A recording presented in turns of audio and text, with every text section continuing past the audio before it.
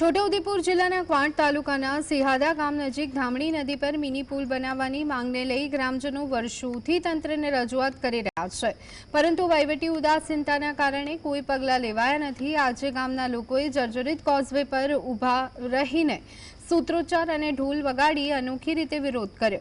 ગ્રામજનોએ જણાવ્યું કે અમે વારંવાર રજૂઆતો કરી, પરંતુ તંત્ર કોઈ પગલાં લેતું નથી। બાળકો અને દર્દીઓની સલામતી માટે મિની પુલ આવશ્યક છે। જિલ્લાનું ક્વાંટ તાલુકાનું સિહાદા ગામ છે। 6 થી 7 હજારની વસ્તી છે અને બે ભાગમાં વહેંચાયેલું છે। સામેની સાઈડ સ્કૂલ છે, પેલી સાઈડ પંચાયત ઓફિસ આવેલી છે। અમારે ખેતીવાડી કે પછી સ્કૂલમાં છોકરા ભણવા જવા હોય કે ગમે, અમને બહુ મુશ્કેલી આ સલિયા ઉપર પસાર કરતા પડે છે અને સલિયું વરસાદના ચોમાસાના 4 મહિના દરમિયાન અમારા નાના બાળકો સલિયાથી પસાર થતા હોય।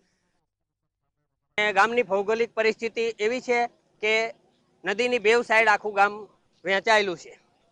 ચોમાસાના 4 મહિના દરમિયાન ધામણી નદીમાં અવારનવાર પૂર આવવાથી બાળકોને સ્કૂલે જવામાં બહુ મોટી મુશ્કેલી પડે છે અને એક બાજુ પંચાયત ઘર ને એક બાજુ સ્કૂલ આવેલી છે।